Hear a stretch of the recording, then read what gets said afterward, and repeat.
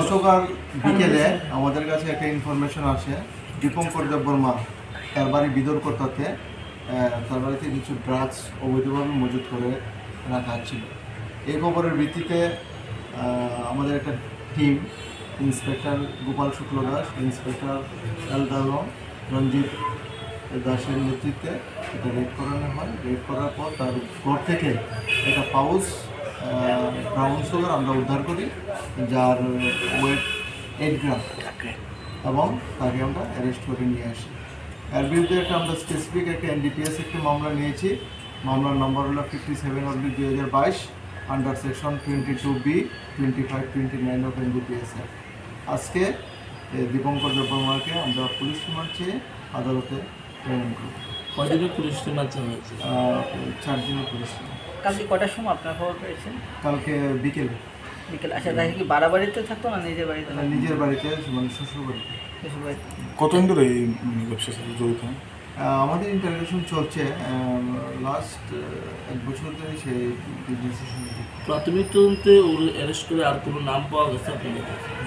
না, এখন পর্যন্ত পাওয়া যায়নি। আমাদের ইনভেস্টিগেশন চলছে।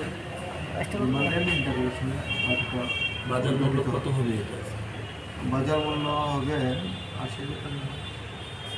তো প্রতিদিনই দেখা যাচ্ছে কিছু না কিছু এরকম ড্রাগস ব্যবসায়ীকে আপনারা ধরছেন, হ্যাঁ, কিন্তু আসল মূল যে পান্ডাটা এখন পর্যন্ত কতজন সক্ষম হয়েছে? আমরা লাস্ট 4-5টা কেস আমরা NDPS কেস করেছি।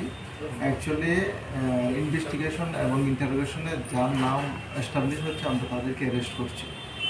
মানে যেখান থেকে তারা আনছে বা মূল যে পান্ডাগুলো সেটার দিকে আগে আপনারা এগোতে পারছেন না? এটা কোনো পেছনে কোনো অন্য কোনো ইয়ে আছে? না, অন্য কোনো কিছু নেই। আমরা ইনভেস্টিগেশন চলছে এবং অ্যারেস্ট করার আমরা চেষ্টা করছি। শোনো শোনো ভোজন রসিক, শোনো মন দিয়া, ঝাঁঝের স্বাদে রান্না করো লং তরাই দিয়া। ইলিশ সর্ষে পোস্ত বাটা যেমন ইচ্ছে নাও, মালাই চিংড়ি মাংস কষা চেটে পুটে খাও, আহা চেটে পুটে খাও, আহা চেটে পুটে খাও। লং তরাই কাচ্চি ঘানির সর্ষে তেলে টেস্ট, যে খাবে সেই বলবে লং তরাই বেশ। লং তরাই সর্ষের তেল, ঝাঁঝে স্বাদে তোমাকে চাই। আহা লং তরাই বেশ, আহা লং তরাই বেশ।